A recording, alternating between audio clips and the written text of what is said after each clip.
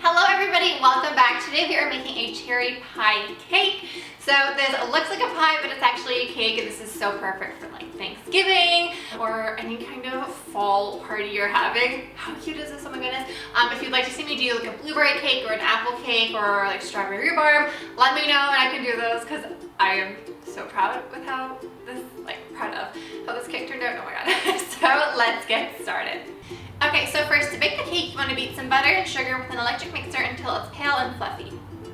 Then measure some cherry juice from a jar of maraschino cherries and add enough water to bring it up to about 2/3 of a cup. Then add this to the butter mixture along with some egg whites, milk, vanilla extract, almond extract, vegetable oil, and half of the jar of maraschino cherries that you have chopped up. And I'll have all the ingredients and everything listed down below, so don't worry about writing everything down. All the quantities and everything are right down there. In a separate bowl, combine some cake flour, baking powder, and salt.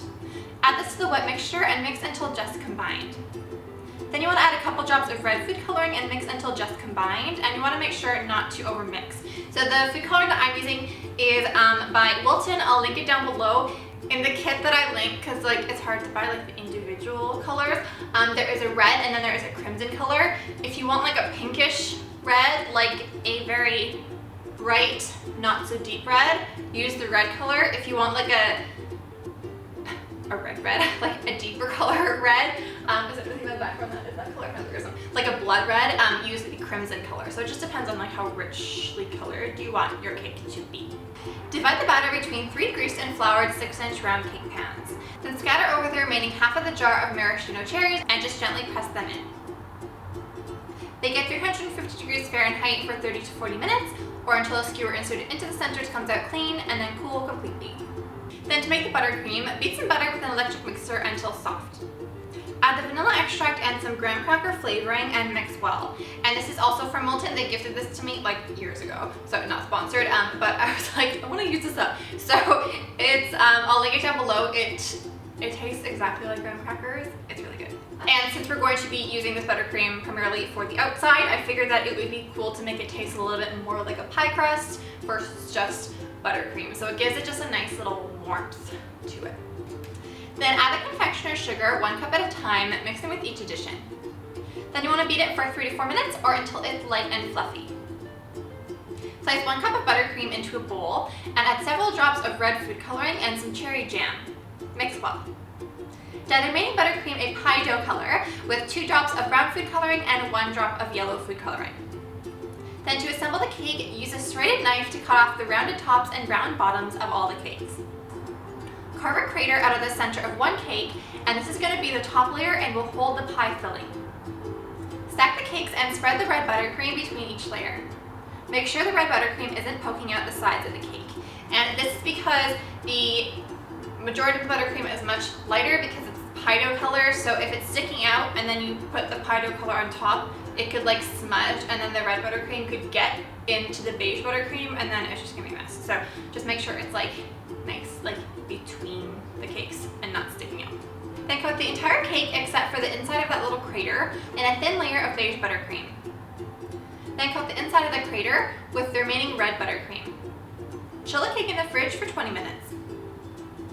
Then coat the entire surface of the cake, again, not the inside of the crater, in a thick, generous layer of beige buttercream. Use a cake spatula to smooth the sides and edges. Then fill the crater with some cherry pie filling. So you want to minimize the amount of sauce that you're filling the cake with, so you just want to scoop pieces of the cherries from the whole filling mixture into the cake. So that's why I'm using a fork so that the excess can drip off. Then place the remaining beige buttercream into a piping bag fitted with a medium-sized rectangular piping tip. I'll link one below if you don't have one. And then you want to pipe long stripes across the cherry filling, and you want to make sure to start and stop your piping on either end of the cake where the cake is, like with the buttercream is, because the buttercream won't stick to the filling. So if you try to start it, it's not going to grip and it's going to like kind of just slide across the buttercream, and then it's just going to get super messy. So as you can see in the video, I'm starting at the edge of the cake and then I'm piping as I pull the piping bag across, and then finishing at the other side of the cake. And you want to use firm, consistent pressure as you're squeezing the piping bag across, because if it breaks off in the middle, like while you're piping over the filling, it might get a little messy. You can always cover that up by doing like a stripe on the other way, but it's just a lot easier this way. So you want to pipe both horizontally and vertically to look like a pie lattice. Then place the remaining finished buttercream into another piping bag fitted with a medium-sized star-shaped piping tip. Pipe dollops along the outside rim of the cake to look like the pie crust, and you are done. So thank you guys so much for watching. I hope that you liked this recipe.